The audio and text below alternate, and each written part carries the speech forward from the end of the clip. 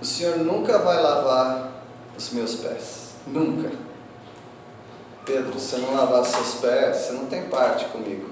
Então lava não só os pés, lava a mão e a cabeça também. Esse é o Pedro. E Pedro, bem desenvolvido aqui, bem maduro, ele nos escreve as cartas que levam o seu nome. E na segunda carta, no capítulo 2, ele está sendo bem duro contra os falsos mestres, contra aqueles que querem entrar no meio do povo de Deus, ou os que surgem no meio do povo de Deus e querem enganar os crentes, querem fazer com que eles se desviem da verdade. E Pedro é bem duro com eles, e nós não podemos ser mais fracos do que Pedro no sentido das palavras, né? Então aquilo que Pedro falou nós reproduzimos aqui, interpretando as escrituras e mostrando que se ele tinha pessoas assim no passado, no começo da igreja, digo para os irmãos, hoje muito mais. Tem muito mais falsos mestres hoje do que na época de Pedro. Só que hoje nós somos mais brandos com os falsos mestres do que eles eram no passado. No passado, um pouquinho só em quantidade que aparecia, eles já eram bem duros. Mas nós às vezes somos complacentes, calmos, mansos demais para com os falsos ensinos. Nós precisamos nos advertir a nós mesmos a respeito dos falsos profetas, porque senão eles nos pegam. Eles nos pegam pelas palavras, porque eles são vigaristas. O vigarista, ele sempre te engana, ele sempre dá um passo à frente. O vigarista, ele monta esquema e ele sabe qual vai ser a sua reação diante do golpe que ele quer dar. Então ele já se antecipa e te engana. Claro, se você já é uma pessoa bem desconfiada, você está precavido dos golpistas. Só que se você for muito precavido, você acaba desconfiando todo mundo e acaba não ajudando as pessoas que você deveria ajudar. Então, a medida certa, o equilíbrio, é só o Espírito Santo que dá no nosso coração. Mas vamos continuar com os ensinos de Pedro a respeito dos falsos mestres, que eles são as piores pessoas que o mundo pode produzir.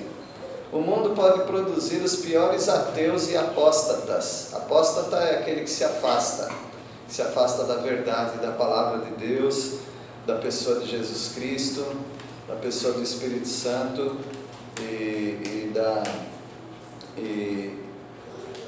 dos bons costumes e valores da igreja. Eles estão aí para nos enganar.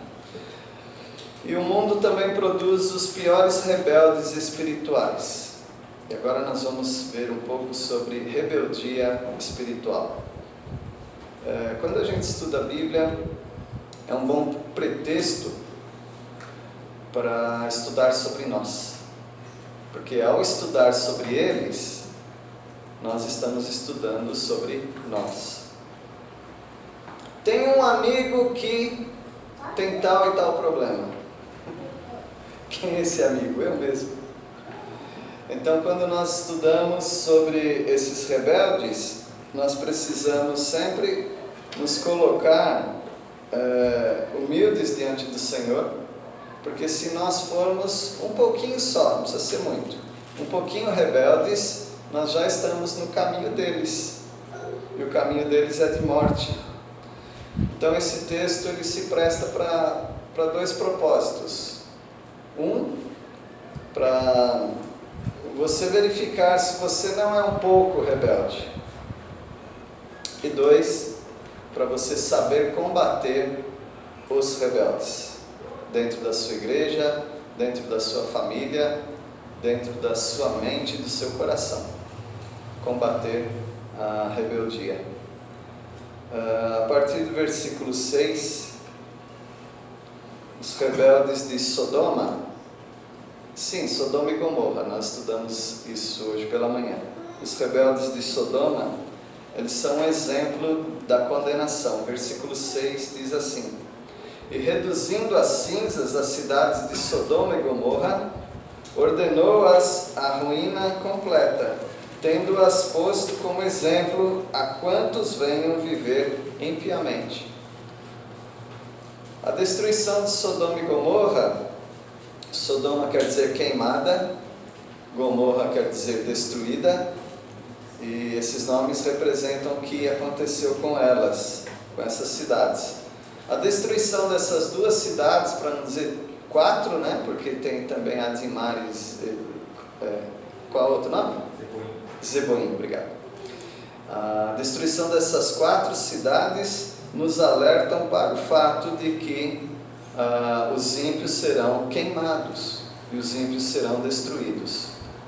No meio deles estão os falsos profetas, mas eles não são os únicos. Os seguidores deles também, a semelhança de Lúcifer e os anjos que o seguiram, tornando-se o diabo, Satanás e os demônios. E aqui a palavra exemplo, eles são exemplo, eles são um padrão do que acontecerá com todos os ímpios de todas as épocas. Os rebeldes de Sodoma, eles tiveram Ló como exemplo. Versículo 7 diz assim: e livrou o justo Ló, afligido pelo procedimento libertino daqueles insubordinados. Ló foi um exemplo de alguém que não foi ímpio, não foi rebelde, mas que se afligia, se torturava, se penitenciava por causa da situação do povo. Ele não concordava com aquilo. Eles eram imorais, eles eram rebeldes, e eles estavam trazendo sobre si condenação. Mas Ló não andou nesse caminho. E Ló foi um testemunho e uma testemunha para aquelas cidades de como deve se viver, como eles deveriam se arrepender de seus pecados, daquele procedimento libertino e imoral, para seguirem a Deus. Versículo 8: os rebeldes de Sodoma precisavam se atormentar, assim como Ló se atormentava. Versículo 8: porque este justo, pelo que via e ouvia, quando habitava entre eles, atormentava sua alma justa, cada dia, por causa das obras iníquas daqueles. Veja que ele não está se atormentando pelas suas próprias obras, mas se atormentando pelas obras más dos habitantes. Nós precisamos também nos atormentar por causa do pecado da nossa sociedade. Isso deve nos perturbar, deve nos afligir, de tal maneira que a gente não se sinta em paz nesse mundo. Enquanto houver as atitudes que há nesse mundo, nós não deveríamos nos conformar. Eu sei que nós já nos amoldamos um tanto com as práticas desse mundo. Não é verdade o que eu estou dizendo? Não é tudo mais que nos escandaliza. Nós até usamos a expressão: eu já vivi tanto que eu já vi de tudo na minha vida. Pois é, mas isso é ruim. Isso é ruim porque isso revela que nós já nos acostumamos com essas coisas.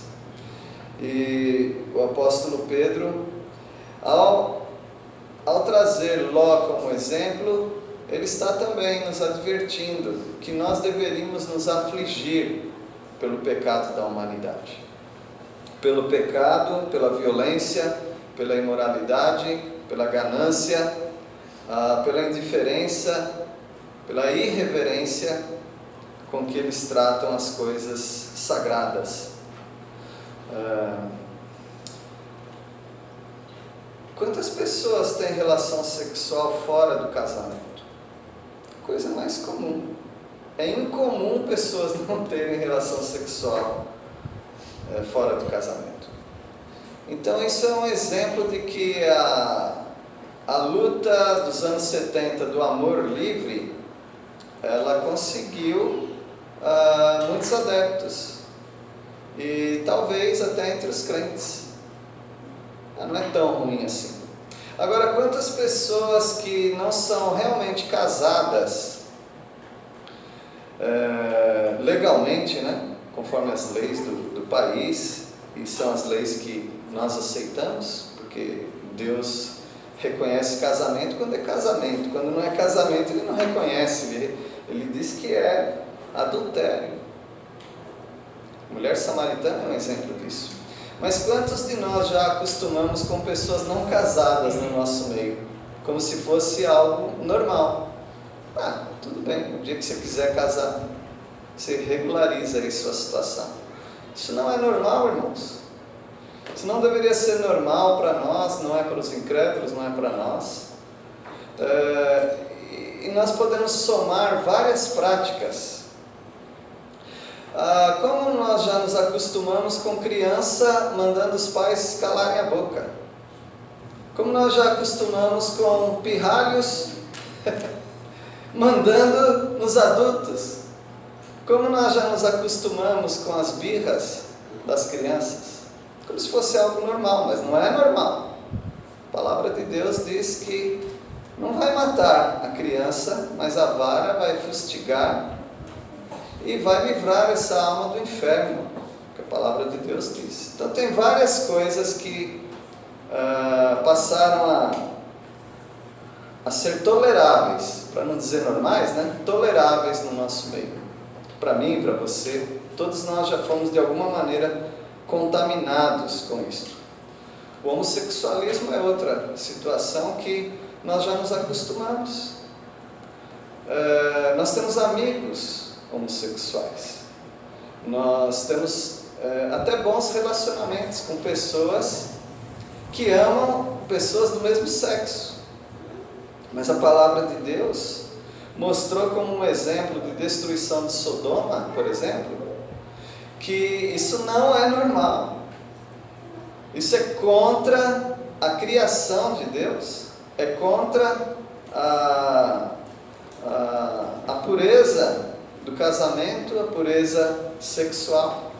Então tem várias coisas que a gente poderia aqui ficar mencionando. Se eu perguntasse, diga aí uma coisa que se tornou normal, mas que não deveria, você ia conseguir citar algumas coisas, e a gente ia ficar talvez até envergonhado de saber que nós praticamos algumas dessas coisas que não deveriam ser normais.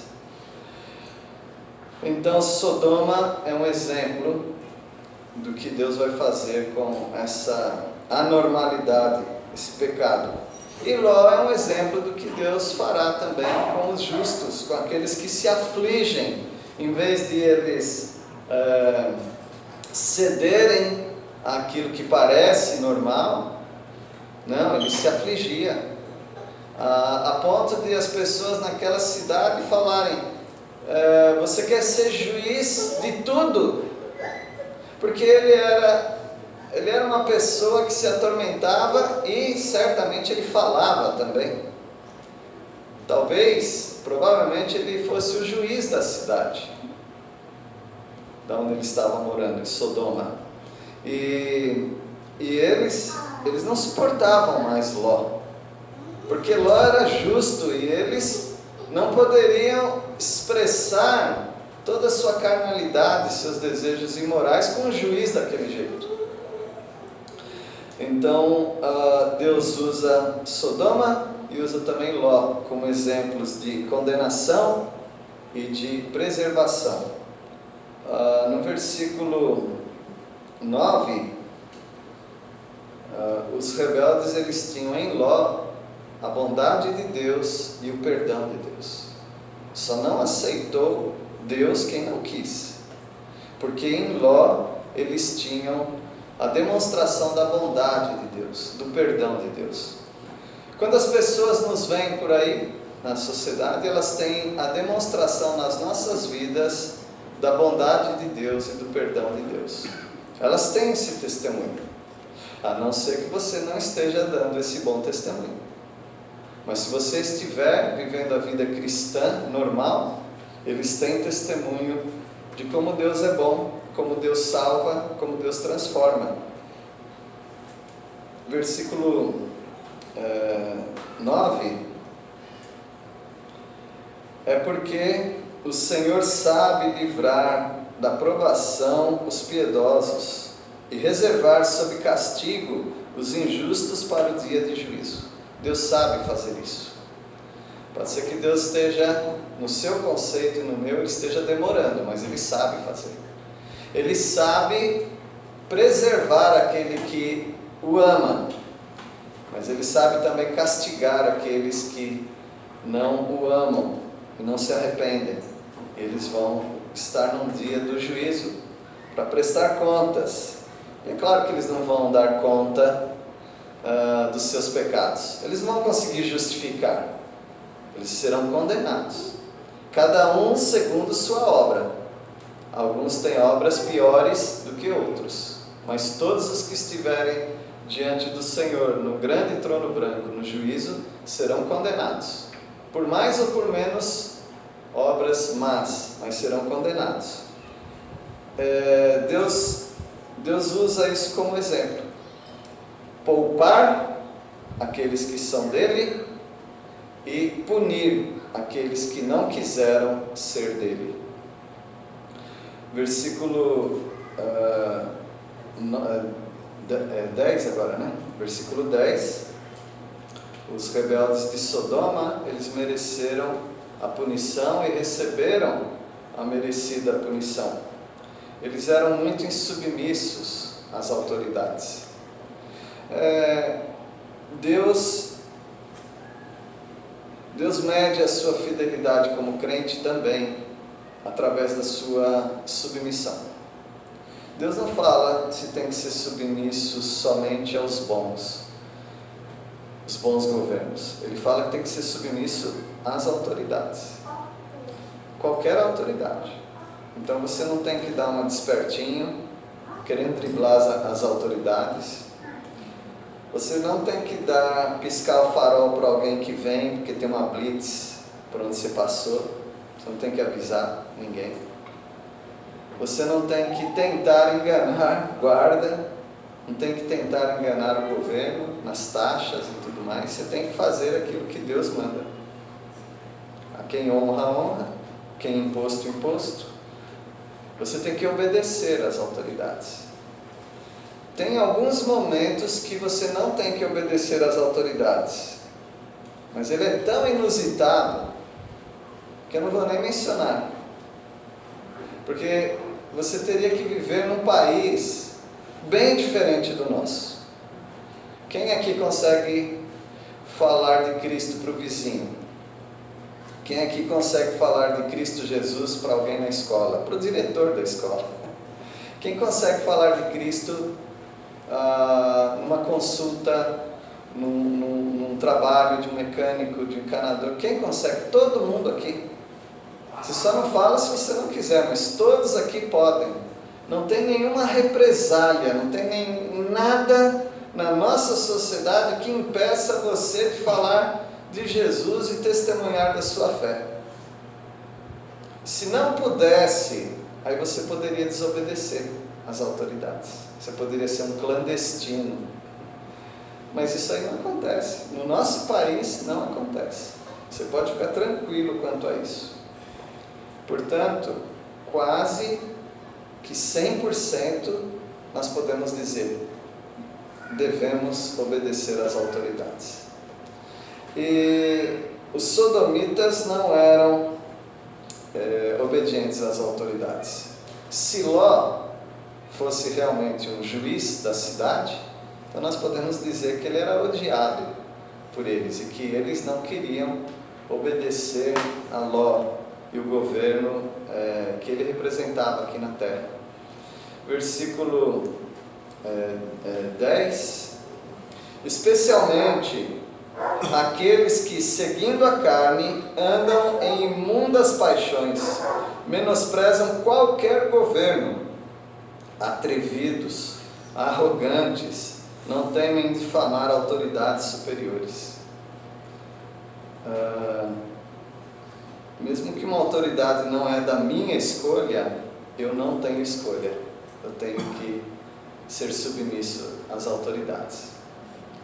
Agora, eu posso usar o poder do voto, eu posso usar o poder do protesto, eu posso usar o poder de digitar em tal site dizendo que eu discordo de tal lei. Posso fazer isso daí, se está ao meu alcance eu posso fazer.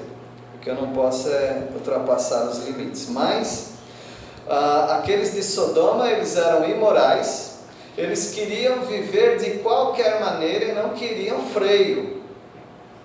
Eles não queriam que ninguém colocasse freio na vida deles. Então eles eram arrogantes, atrevidos, ousados.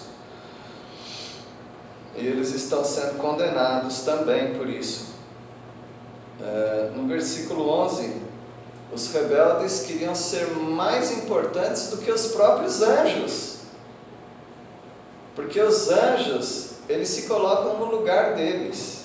Mas às vezes o ser humano, ele quer ser mais ainda do que os poderes angelicais. Veja o versículo 11. Ao passo que anjos, embora maiores em força e poder, não proferem contra elas, as autoridades, juízo infamante na presença do Senhor. Isso é impressionante, porque os anjos, com o poder que eles têm, eles podiam fazer uma limpa, né? Eles podiam limpar muita sujeira política, eles poderiam destituir autoridades com o poder que eles têm, mas eles não fazem isso. Eles deixam tudo nas mãos de Deus. Deus é quem controla. Assim como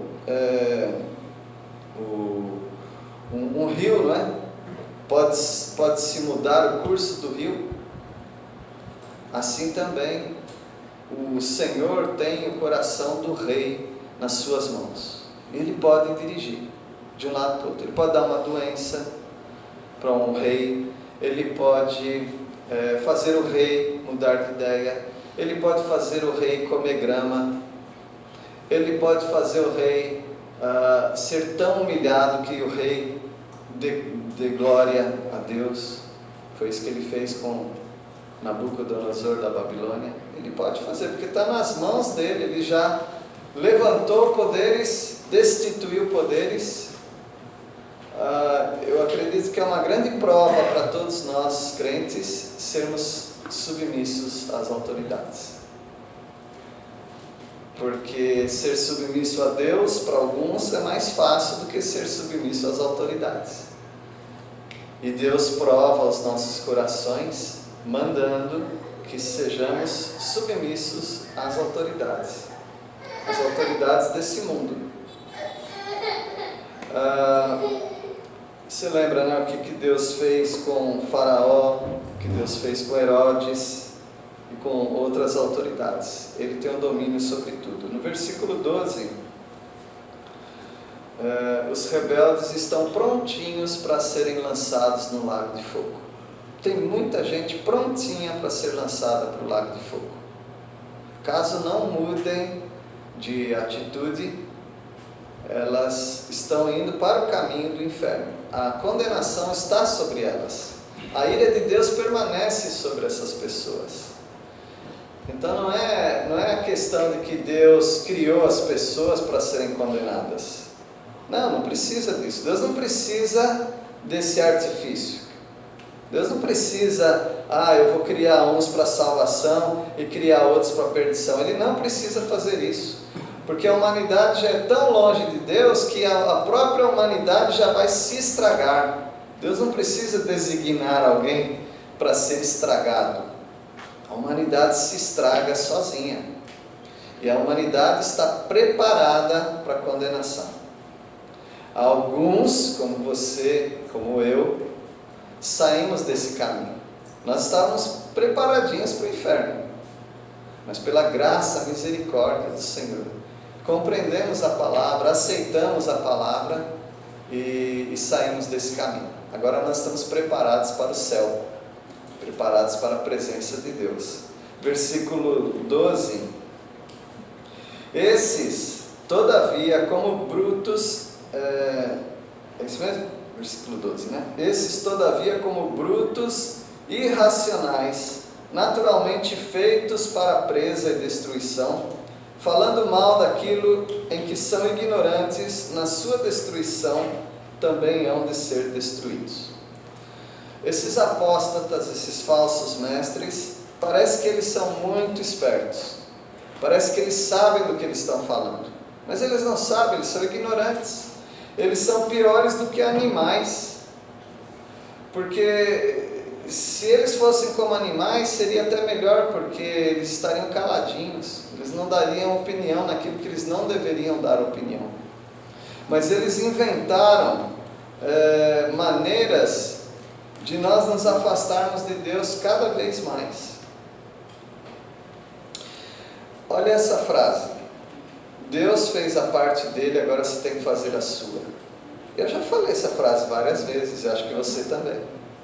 Mas nessa frase tem tanto falso ensino nela, que nós nem nos apercebemos o quanto nós estamos do lado daqueles que estão ensinando errado.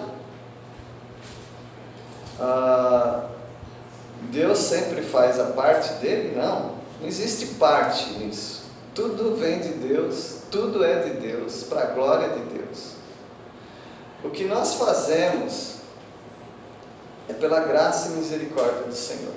Se você consegue obedecer ao Senhor, não é porque você é uma pessoa melhor, é porque você se submeteu ao Senhor, deixou que Ele transformasse a sua vida, e pela misericórdia dEle você consegue produzir frutos.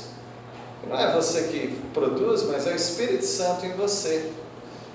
E tem muitos ensinos tão errados, né? Olha a grandeza do erro dessa frase. Quando alguém está muito doente, não é um crente em Cristo Jesus, está sofrendo na cama, e aí morre, e a gente, para tentar consolar a pessoa, a gente fala: agora ele descansou.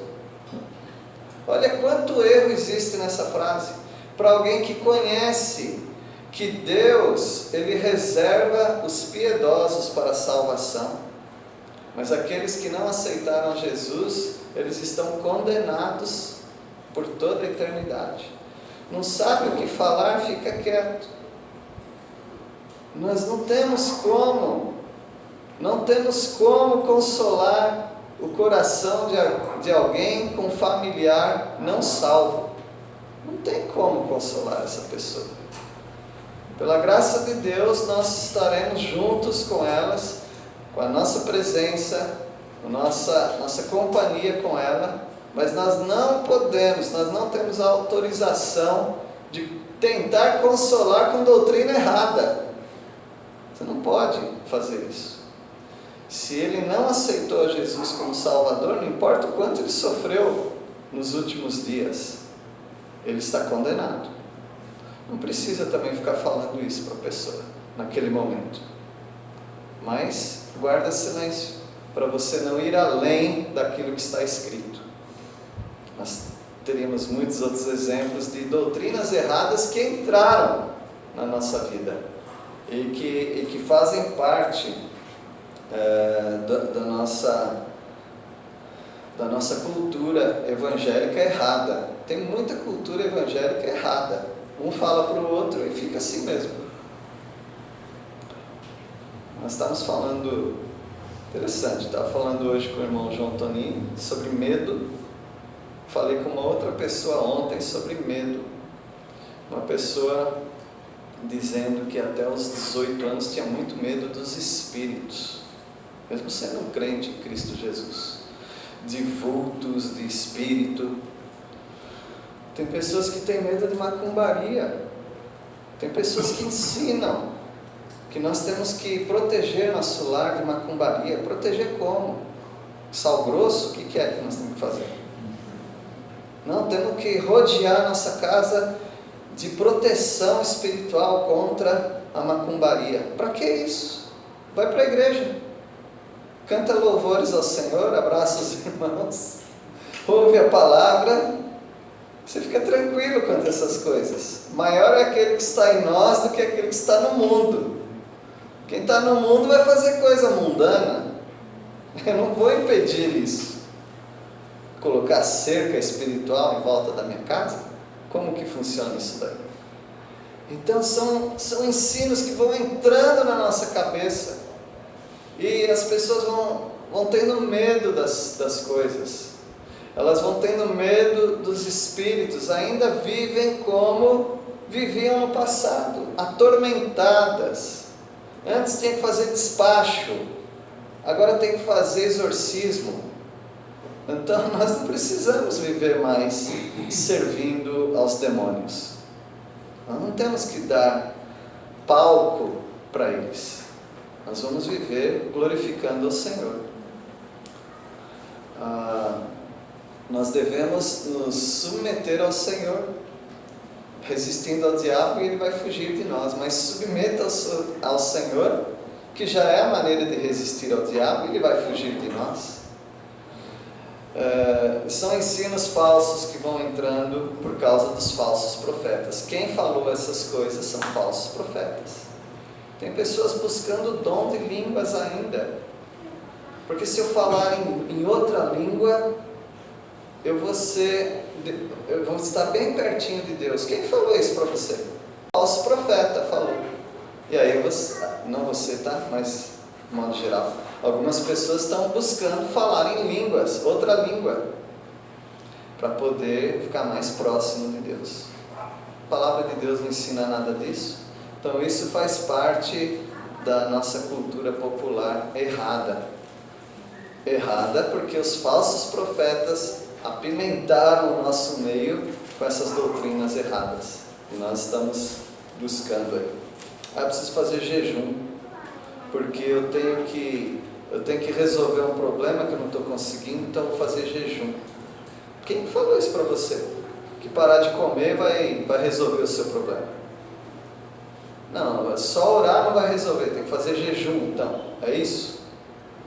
Algum falso profeta começou a jogar na sua cabeça que é preciso algumas coisas.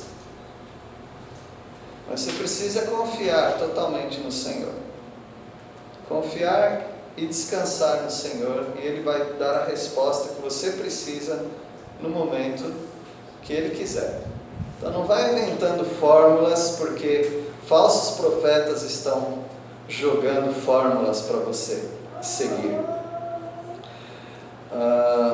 O versículo 13 agora: os rebeldes são uma nódoa que gruda nos crentes em tempos de festa. A nódoa tem umas frutas que tem umas nódoas que a gente fica irritado. Tem umas nódoas que, se pegar na sua roupa, você tem que buscar alguém aí milagroso para tirar aquela nódoa. Dentre elas, a banana um pouco, a jaca é demais, né? A nódoa que tem aqui, não é bom de comer, ainda tem nódoa, né, querida? Ela não gosta, porque ela gosta de jaca. Qual outra que tem nódoa? Manga também. Então, nódoa é algo que gruda, não é bom, estraga a roupa. Dependendo do que você vai fazer, logo em seguida não dá para você comer uma fruta e sair correndo, porque você vai em algum compromisso que não dá. Então os falsos profetas, eles são uma nódoa na igreja. Eles grudam na gente de tal forma que a gente não consegue ficar sem aquela gosma, grudando, nos irritando e nos estragando. Então essas nódoas são falsos profetas.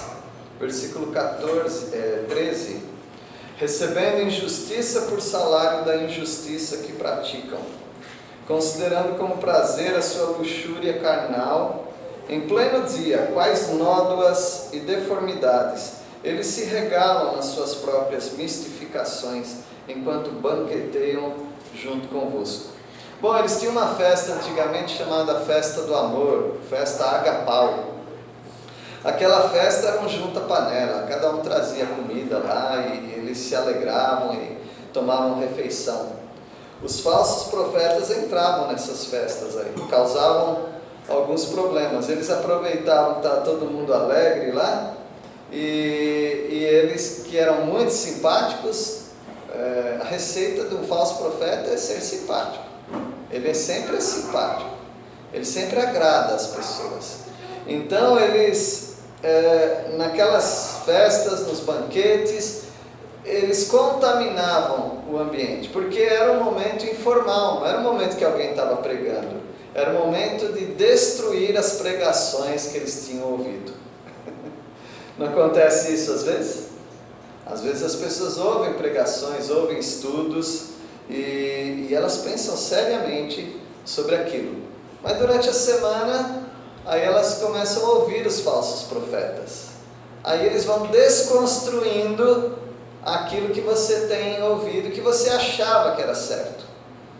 Aí você fala assim, bom, entre aquele pastor lá da minha igreja e esse aqui, eu vou ficar com esse aqui é muito melhor do que ele. Esse aqui já tem renome, ele já é bem aceito por outros. O meu pastor não. O pastor perto dele não é quase ninguém. Então, você ouve o ensino da palavra de Deus numa igreja que você confia ou confiava. Aí você começa a receber o contato de falsos mestres durante a semana. Um vídeo, uma televisão, ninguém assiste televisão mais. Um bate-papo com alguém, um posterzinho do Facebook, uma frase destrói tudo, toda uma pregação, uma frase às vezes.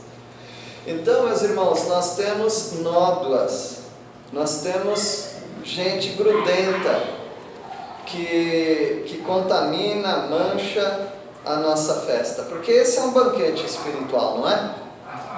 Ouvir da palavra de Deus, debruçar-se diante dela em oração, com preparo de música, com direção, isso é uma festa, toda preparada para você se divertir, toda preparada para você crescer, mas isso pode ser destruído com as más conversações. O apóstolo Paulo diz em 1 Coríntios capítulo 15, versículo 33,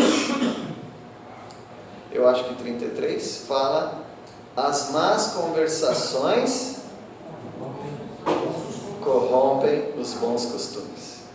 Você tem um bom costume aqui, mas dependendo com quem você conversa, eles corrompem esses bons costumes. Então não subestime as amizades erradas, porque elas começam a destruir aquilo que foi construído com muito amor e muito trabalho nas nossas vidas. Versículo 14, os rebeldes são imorais, são enganadores e são dominados pelo dinheiro. Versículo 14, tendo os olhos cheios do quê? De adultério, insaciáveis no quê? No pecado, engodando não é engordando, tá? Engodando quer dizer enganando, tá? Engodando almas, como são essas almas? Inconstantes, tendo o coração exercitado no quê? E eles são o quê? Filhos malditos. É um texto bem forte, né? É tudo adúltero. Como que você vai acusando assim? Você só não descobriu ainda. Você só não descobriu, mas junto com o falso ensino está a imoralidade sexual. Sem dúvida. Alguns você nunca fica sabendo. Mas eles têm muitas coisas. Muito assédio sexual. Muitos desejos sexuais. Muitas brincadeiras sexuais. Muita informação sexual secreta. Falso profeta é imoral. Só não vai falando para eles, porque daí você pode incorrer num processo de difamação, tá? Eu não estou falando de ninguém, então eu estou falando geral. Conforme a palavra diz, eles são, os falsos profetas, são cheios de adultério, cheios de imoralidade. Eles são insaciáveis no pecado. Eles gostam de pecar e vão continuar pecando. E eles vão enganando. Quem que eles enganam? As almas inconstantes. Por isso que é tão importante você escolher uma igreja que prega a palavra de Deus e você ficar firme nessa igreja. Quanto mais firme você tiver numa igreja, mais constante você vai ser, mais protegido você estará. Porque as almas inconstantes, as vidas inconstantes, são aquelas que não são frequentes. Há uma inconstância, não há uma firmeza. E essas pessoas são presas fáceis dos falsos profetas. Eles enganam, porque você não está atinado, não está antenado nos assuntos. E por isso eles atentam para essas almas inconstantes. Eles são exercitados na avareza. Eles gostam do dinheiro, eles sabem enganar, e eles vão enganando mesmo as pessoas. São filhos malditos. Versículo 15. Os rebeldes são do caminho de Balaão. Qual que era o caminho de Balaão? Ele amava o dinheiro, ele mentia e ele era imoral. Assim era Balaão. E os falsos profetas, eles estão no caminho de Balaão. Versículo 15. Abandonando o reto caminho, se extraviaram, seguindo pelo caminho de Balaão, filho de Beor, que amou o prêmio da injustiça. Esses falsos profetas, eles são todos filhotes de Balaão. Balaão mentiu. Balaão tentou amaldiçoar o povo de Deus. Não conseguindo, Balaão apelou para a questão sexual e fez com que os homens de Israel caíssem na imoralidade e perdessem a batalha. Assim tem sido os falsos profetas. Eles entram no nosso meio e eles se desviam. Só pode ser um apóstata quem está no meio. Ninguém é desviado se não estiver no meio. E eles já chegam desviados da verdade, mas eles fingem ser da verdade para arrastar outros. E arrastando outros, eles conseguem fazer o povo de Deus fracassar. Então são do caminho de Balaão. Balaão é mencionado na Bíblia pelo menos 3 vezes. No próprio texto, em Números 22. É citado também aqui. É citado em Judas. E em Apocalipse também. Na verdade, 4 vezes o caminho de Balaão. E vamos encerrar com o versículo 16. Os rebeldes são advertidos. Nós temos que advertir todas as pessoas do falso caminho. Mas eles são piores do que os animais, que são irracionais. Os animais, pelo menos, eles pegam pelo condicionamento. Às vezes animais que são mais fortes do que você te obedecem, porque eles são condicionados. Se tocar uma campainha, naquele momento ele levar uma pancada, por exemplo, na orelha, toda vez que tocar a campainha ele acaba obedecendo, porque ele é condicionado. E esse condicionamento dos animais fazem com que eles obedeçam ao ser humano.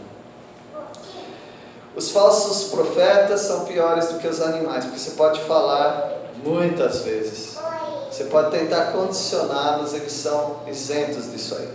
Eles não te ouvem, eles não seguem os bons costumes, então eles são piores do que os animais irracionais. Versículo 16 diz assim: falando de Balaão, Recebeu, porém, castigo da sua transgressão, a saber, um mudo animal de carga, falando com voz humana, refreou a insensatez do profeta. A mula de Balaão, né? Todos lembram? A mula de Balaão foi mais sábia do que ele. A mula viu Deus, Balaão não. A mula empacou. A mula o espremeu na rocha e ele não via Deus na frente dele. E ele espanca. E a mula fala: por que você está me batendo?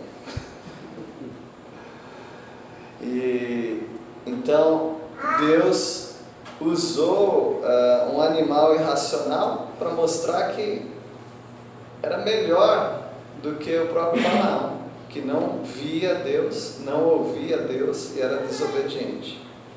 Como no versículo 12, não é, que fala: esses todavia como brutos irracionais, são como animais. Não é bom falar mal dos outros, né? Mas se você não falar mal dos falsos profetas aqui, você está sendo igual a eles. E você não está falando algo que é uma mentira. Deus está revelando quem eles são, desde a origem deles, desde o coração deles. E você também precisa ficar advertido contra os falsos profetas. Meus irmãos, quem são os seus bibelôs da teologia? Quem são aqueles fofinhos mesmo, né? Que você tanto ama, que você tanto estima, que você não consegue se libertar, que eles se tornaram um ídolo para vocês, que eles se tornaram Deus para vocês, que você não consegue trabalhar durante o dia se você não ouvi-lo. Tem alguém assim? Se tiver alguém assim, pense seriamente em enterrar esse falso profeta. Tenta se afastar desse falso profeta, porque ele não está fazendo bem para a sua vida espiritual. Deus abençoe os irmãos. Vamos orar. Senhor, nós sabemos que a verdade está em Cristo Jesus, e sabemos, ó Pai, que as igrejas locais que andam com o Senhor, lendo a Tua Palavra, estudando, tendo comunhão, elas também são guardiãs da Tua verdade. Ajuda-nos, ó Pai, a nos aproximar daqueles que andam com o Senhor e a nos afastar daqueles que estão contaminando nossas mentes, como nódoas grudando em nossa teologia e nos prejudicando. Pedimos a Tua ajuda, Deus. Proteja a nossa igreja de toda a influência dos falsos profetas. Oramos em nome de Jesus. Amém.